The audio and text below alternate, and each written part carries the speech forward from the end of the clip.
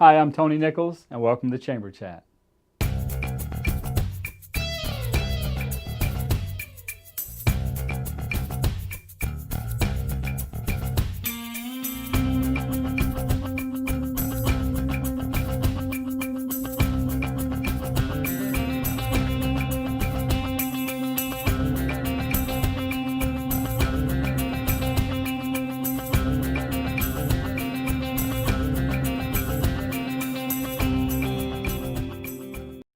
Hi, and welcome to Chamber Chat, a program put together by the Salisbury Area Chamber of Commerce to keep you informed on what's going on in your community and in your chamber. Joining us now is, I think this might be the first time on Chamber Chat, Palmer Gillis. Hey, good morning. How are you, Tony? I'm well. Thanks for joining us here on No Chamber problem. Chat. A pleasure. Well, we wanted you to come in to talk about a little bit of the history of construction in the area. But this is a pretty significant year for Gillis Gilkerson. It is. You want to tell us what that is? Yeah, August 1st, 1983, I decided at 30 years of age to, so you can guess my age at this point, to start my own construction business. And I incorporated Gillis Builders Incorporated August 1st, 1983. 35 years. 35 years. So I haven't lived 35 years yet. That might be a little bit smooth of a lie. Is that fake news? Yeah, that's fake news. Right? 35. What is it like to do anything for 35 years? Well, it doesn't feel like 35 years. Really? It Okay. feels like 5 or 10 when you look Nice. back on things. But it has moved along pretty quickly, as most people's lives seem to move along pretty quickly. But it's been challenging. We've had several challenges through recessions, and a major recession not too long ago that we survived and held our company together with a bonding program. But it's been an enjoyable 35 years, met with challenges.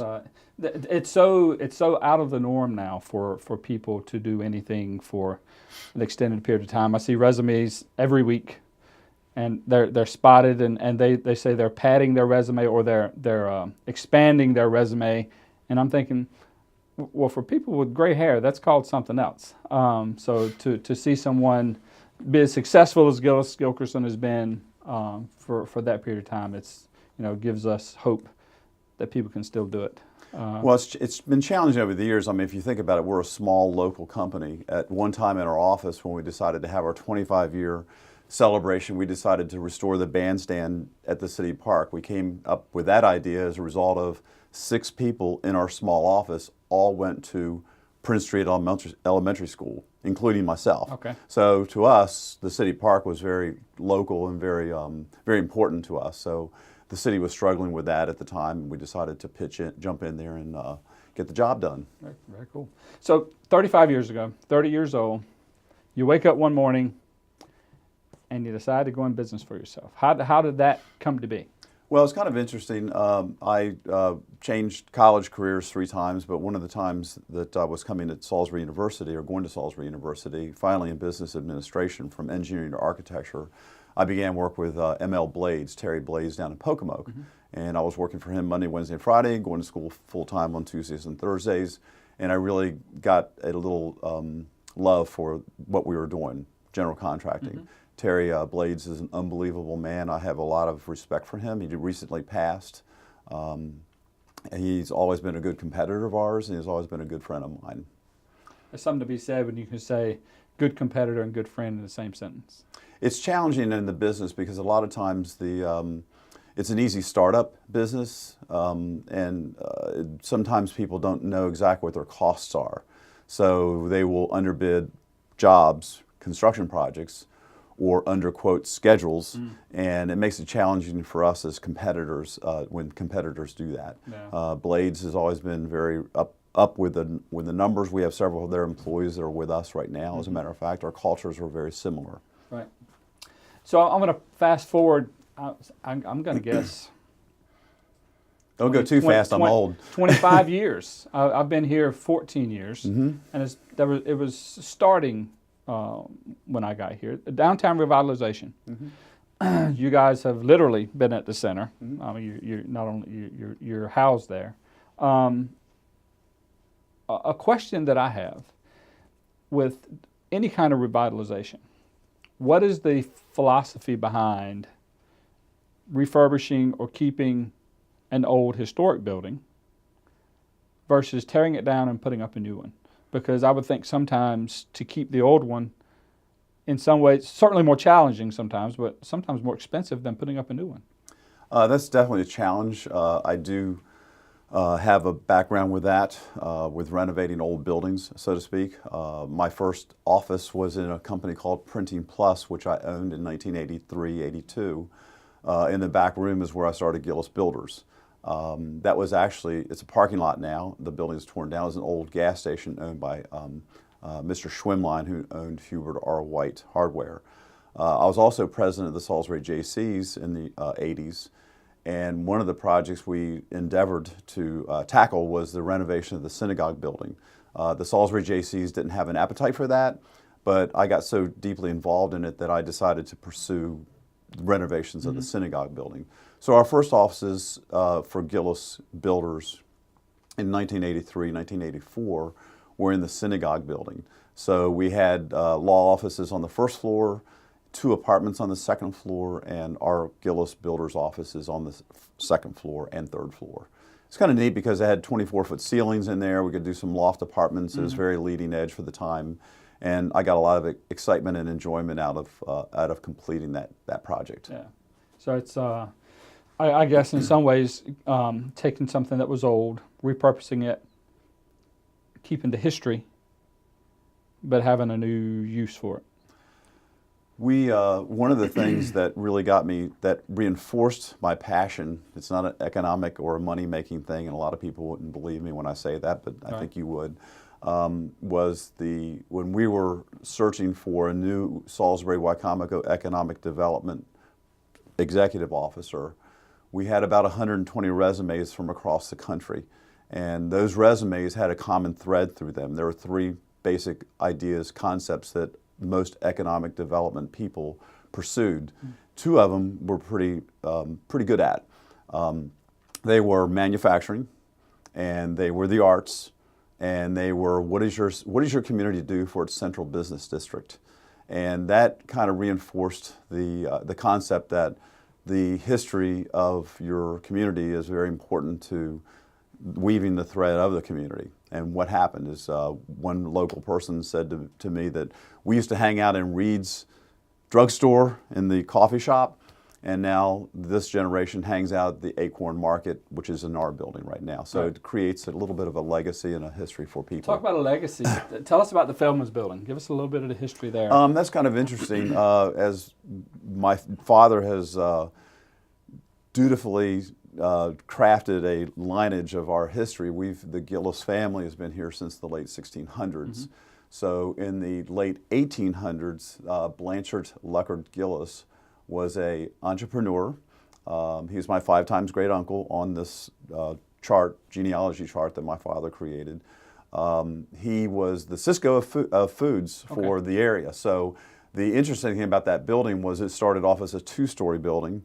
It was added, a 3rd floor was added to it. There was a little canal on the bookstore side that actually brought in goods, shipping. If you know, at the time the shipping was done on the Wicomico River. So that was a very important distribution point for the region, for the area. Very cool. All right, so we're running out of time. I want to get this last question in because everybody wants to know.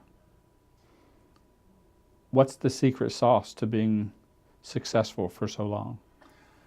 Well, you're looking at the cake, and there's more ingredients than just one in a cake. Right. I always go back to my Boy Scout master just passed away, Andy Phillips. He was very important to me in my life and a very inspirational person. I always go back to trustworthy, loyal, helpful, friendly, courteous, kind, obedient, cheerful, thrifty, brave, clean, and reverent. And if you live those rules every day, then you can succeed. And we hold our relationships with our subcontractors as important as our relationships with our clients. So when you make a mistake, one of our best long-term clients was one of our biggest mistakes, meaning that we admitted to a mistake, we showed them our mistake, and they became a 15-year client of ours because being brutally honest pays off. Very cool. Well, Palmer, it certainly has paid off for the immediate area, extended area as well. So we're lucky to have people like you in the community, and we thank you for joining us here on Chamber Chat. Thank you very much. The Chamber's been very important to our community. Thank you. We'd like to give you an opportunity now to take a look at the upcoming events with the Salisbury Area Chamber of Commerce.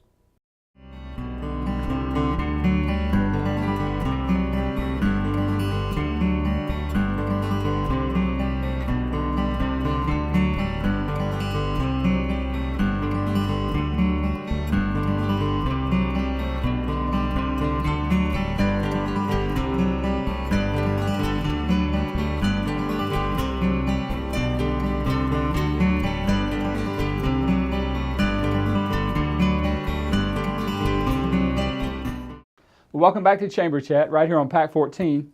Joining us now is Julia Glanz, City Administrator for the City of Salisbury. But we're not here to talk about the city.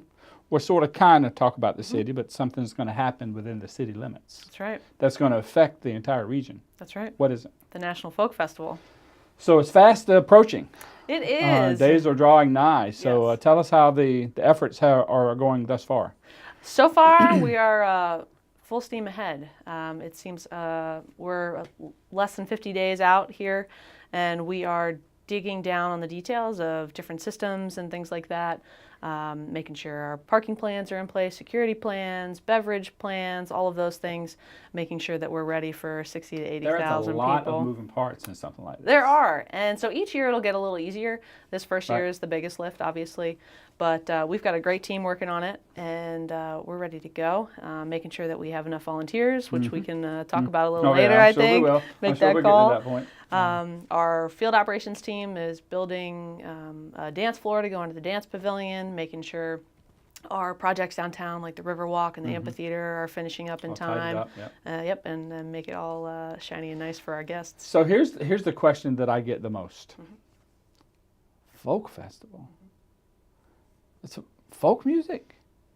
So could you explain what types, genres of music that Sure. people could expect? Maybe clear up some of those questions because I know a lot of people that still have folk festival. Right, banjos and fiddles Yeah, and things yeah, like that. uh-huh. So there certainly will be banjos and fiddles, Yeah. but there is so much more. I was just at the Lowell Folk Festival this weekend in Massachusetts, and it's their 32nd. It was a national like ours, and they've continued on. And the diversity in music was absolutely incredible. So I'm going to read the list, if that's Oh, yeah, okay, that's cool. Please of do. artists that are coming. So we'll have reggae, Andean scissor dancing, whatever that is, I'm not Okay. sure. We'll learn. Percussion from Azerbaijan, Irish music, Kelsmer, mariachi, blues, Romanian music, bluegrass, Inuit throat singers, salsa dura, Texas fiddling, beatboxing by Razel, who he's a big time name. And I saw him in Lowell, and he was absolutely awesome. Korean music, Cajun, New Orleans brass band, West African high life, they're really good, I've heard them. Swedish fiddling, Persian classical singing, gospel, on and on. Well, I can see why you had to have a list. It should be the any kind of music you want festival. Exactly. So if you don't find something that you like, there's no helping you. Your finder's broken, right? Yeah, it's an incredible, the energy in the air, just hearing that music. I was watching a mariachi band Saturday in Lowell, and they do, I don't know if you've seen the movie Coco, like they make that funny, I don't know what it's called, like a really cool like little like vocal thing, and people in the crowd were doing it back to them. Okay. Just everybody gets into it. It's awesome. Okay, I'm one of the 8 people in Wicomico County that doesn't like music. Okay, there probably aren't 8, but I just pulled a number out. Sure. What else will there be for me to do with my time? Sure. So there's something for everybody. It's an incredible festival, and it's huge. It's going to be all downtown. We'll have what the National Council for the Traditional Arts is the producing group, and they said this is going to be the biggest folk life area that they've done. So it's going to be focused on Maryland folk life traditions. So we'll have decoy carvers, Smith Island cake demos and tastings, oyster demos, crabbing demos out in the water. We'll be highlighting some large farm equipment, all things that represent Maryland history and culture will be in that area. There's a family life area, so bring out the kids and grandparents. There's games and for all ages, crafts for little kids to do there that represent someone's culture, and you can take those. They'll have interactions with the artists There's workshop and other demos with the artists for smaller groups, which is nice. You get an intimate setting with them, get to talk to them. There's a marketplace, so we'll have lots of vendors from all over Maryland and Delaware that are selling craft goods that they make, so bring your wallet. And lastly, there's, if you like eating and drinking, we will have food and beer for everybody and wine. We have 25 food vendors from across the state that represent different traditions, and we'll be selling Maryland beer and wine. So. The Salisbury Festival on steroids plus whatever anabolic Yes. Thing you could take, right? Yes. Yeah. It's going to be, you don't really know until it's here. And so I got the opportunity to go to Greensboro, North Carolina last year for their folk festival. The National finished up its third year, and then last weekend in Lowell. And it's just incredible. You can feel the atmosphere. Right. Everybody's having a good time dancing with strangers, and it's going to be awesome. So there has to be a heavy lift from all aspects. Yes. But certainly from the volunteer aspect. Wicomico County, in the 14 years that I've been here, has been up to the challenge, whatever the challenge is. Pretty big challenge. Yes. So we need about 800 volunteers. That's probably the biggest venture that this community's taken on. It's a lot. We know it's a lot, but we've had great organizations that have committed so far. The United Way is helping us do volunteer recruitment and manage that system. It's a tricky time for students because it's only 2 weeks back, but so far we've gotten faculty and staff that are committed to having their students come out, which is really great. But there's something for everybody. So there's site setup and breakdown, merchandise sales, beverage sales, artist transportation, which is really cool. So then you get to meet the different artists. Festival check-in, bucket brigade. So if you're into asking people for money or just goofing around and giving out beads and stuff like that, backstage, first aid, you name it, there's something for everybody. So folks that might want to volunteer just have to go. They can either go to the nationalfolkfestival.com, that website, or United Way's website, and you can sign up for 1 shift, 2 shifts. And it's certainly an interesting way to see the mechanics of the festival up close, up close and personal with what's going on. So you talked a little bit about parking. I would think that's a big deal. How would people navigate to the folk festival and then park? What's that going to look like? Sure. So there will be parking. You can also come by other modes: walking, boating, biking. Right. We will accept all modes. But there will be tons of parking downtown in the garage and many of the parking lots downtown. We're also working with PRMC to use one of their garages, which is great. And we'll also have satellite parking at the Civic Center and a shuttle in connection with Shore Transit, their partner. So we'll be shuttling folks every 10 minutes back and forth. And you can always stay at the marina and just walk up the street, and parking is free. So. Cool. So this is the first time it's been in Maryland in 87 years? It's the 78th year. 78, yeah. Okay. I transposed myself. 78th year, first time in Maryland. And is it the corporate offices over on the Western Shore? They're in Silver Spring. Silver Spring. So this is, not only is it a big deal for Salisbury, but it's a big deal for the state. Yes. In 78 years, it's the first time. So it's getting state or states-wide attention, been over here in little Salisbury. Yes. So we certainly couldn't do it without the state of Maryland's support. The governor and the first lady are honorary chair people. Different secretaries and different agencies have been critical in making sure that there's infrastructure in place and helping with funding and things like that. So it really is a Maryland festival, not just an Eastern Shore or regional thing. So. All right, give us one more time where to find out more information. Volunteer information about the festival. nationalfolkfestival.com. You can find us on Facebook, Twitter, Instagram. You can go to the Downtown Visitor Center for in-person, up-to-date reports, or email Carolyn O'Hare. She's our festival manager at cohare@salisbury.md. Very good. Julia, thanks for coming on Chamber Chat, and we'll see you at the Folk Festival. Great. Can't wait. We'd like to give you another look now at the upcoming events for the Salisbury Area Chamber of Commerce.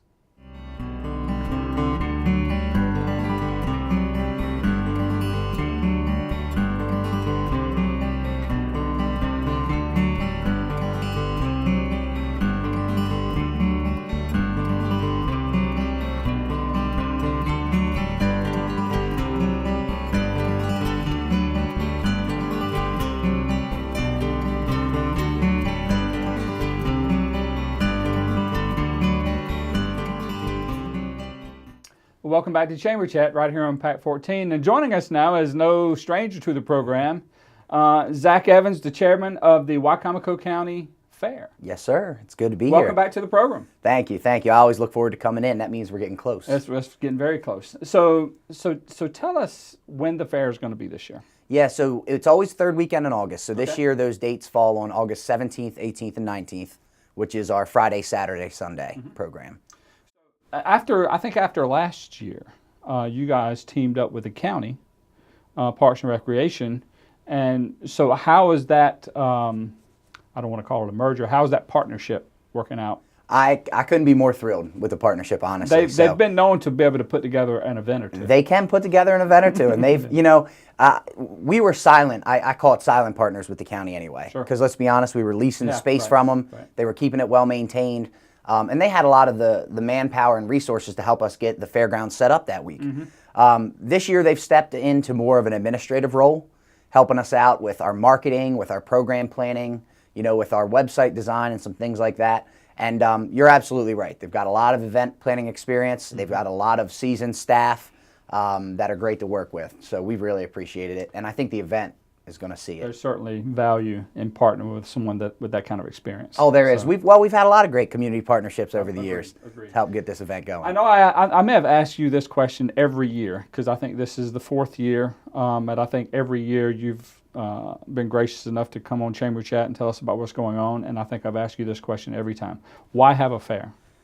I think for me, now especially in the fourth year, having seen the success and seeing the way it's growing kind of organically at the grassroots level, because it's an excuse to get everybody together under one umbrella and celebrate the community and the culture. Sure. Whatever that looks like to you. So your definition of culture and community here on the Lower Shore may not be exactly the same as mine, but both of them have a place at the county fair. Sure. And I think that's why this event is important.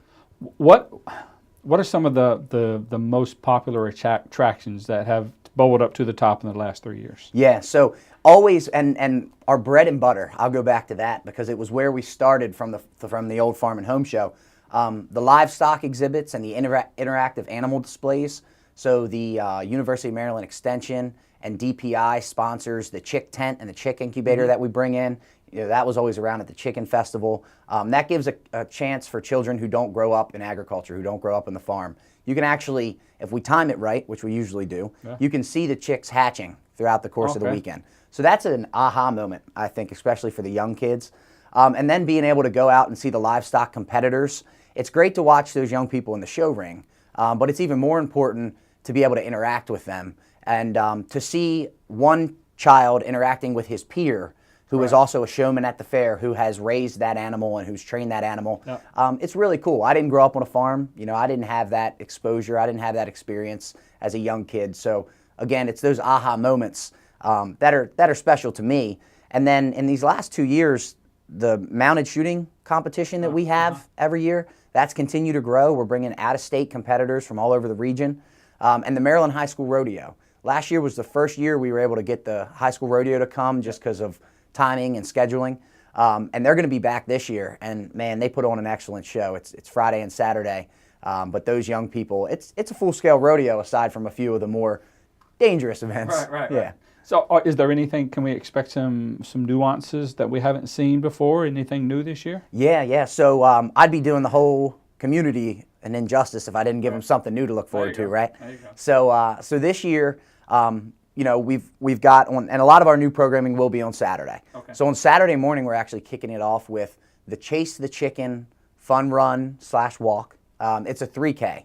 And it's not a real chicken. We've had some questions about that. Well, I was getting ready to say, Purdue is our presenting sponsor, but we are not having anybody chasing a real chicken. So we're going to have a male and a female competitor.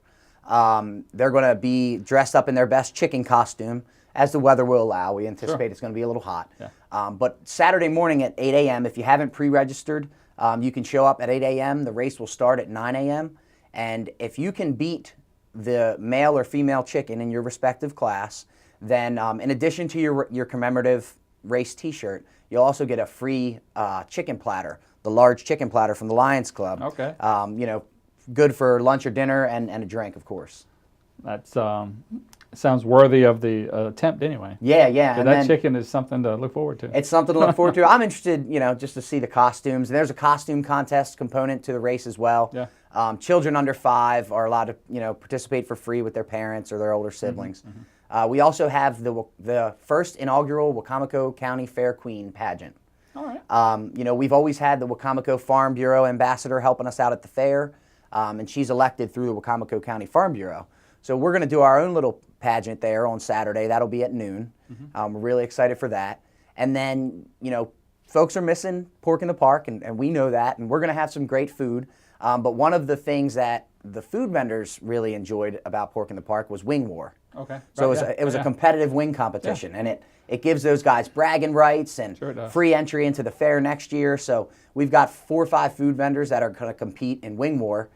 We joke, we call it Wing War 2.0 because it's at the county fair. There you go. But that'll be Saturday from 3 to 6. Wings. I can be a part of that.